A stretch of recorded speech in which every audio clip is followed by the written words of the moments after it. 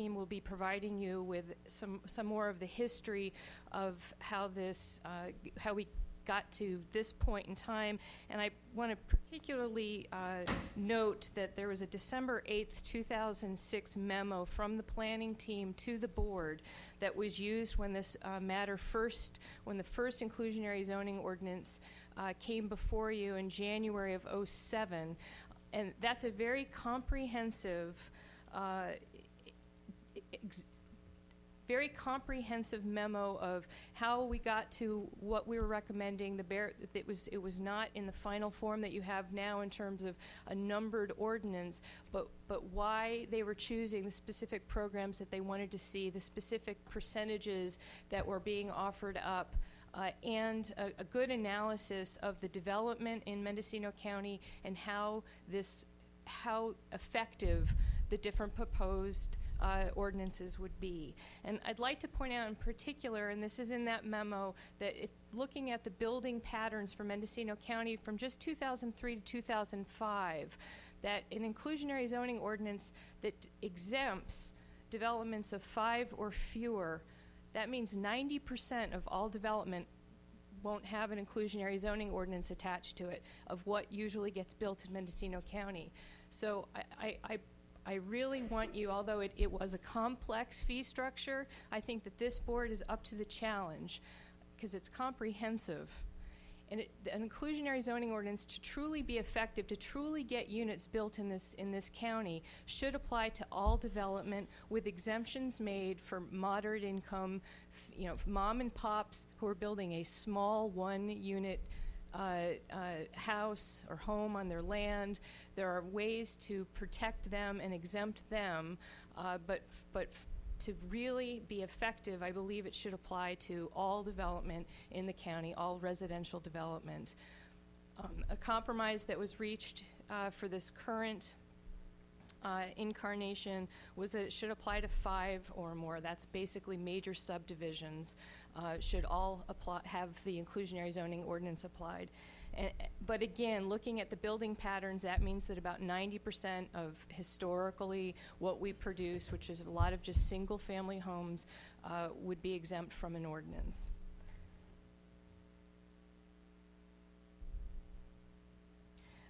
I think that one of the easiest, quickest ways to improve the ordinance is to increase the percentage that it would apply to. It currently is at 10%, then it would drop down to 2%. If at least 15% will start to produce a decent amount of housing or generate a decent amount of fees that can be used to help develop housing somewhere else, I would propose at 20% inclusionary zoning percentage. That's common.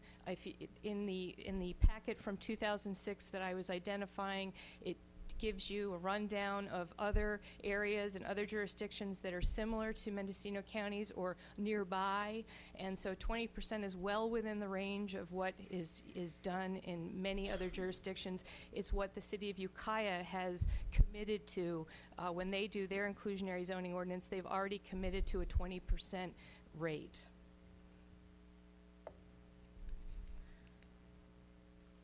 I think the primary intent of a good inclusionary zoning ordinance is to intend and encourage that units actually get developed, and using the in-lieu fee and creating a way that an in-lieu fee is sort of the least preferred alternative that a developer would look at and want to do.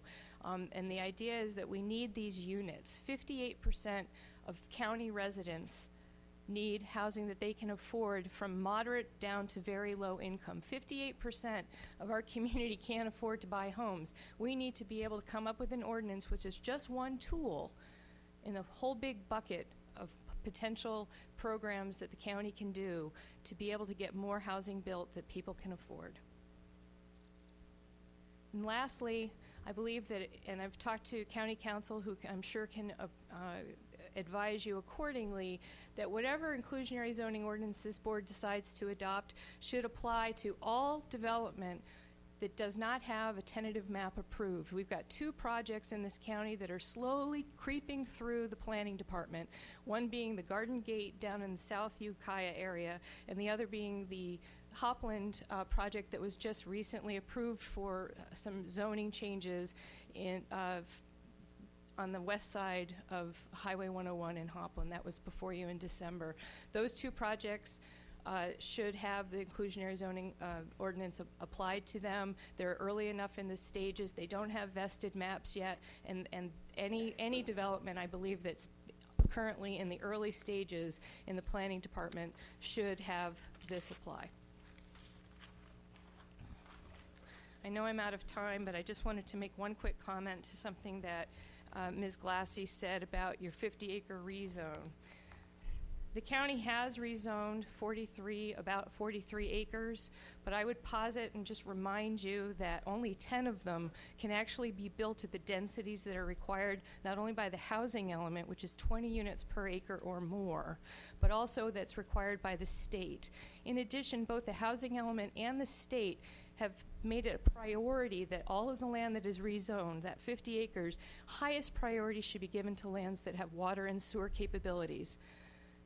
In the early incarnations of the housing element back in 2003, the county, after some prodding, decided that they would not include lands that didn't have water and sewer capability because the likelihood that those lands would be developed with housing specifically multifamily housing, which is at high densities, was next to none. And so it's completely unrealistic to consider lands that don't have water and sewer capabilities as part of that 50-acre rezone. Thank you. Thank you, Lisa. John Graff.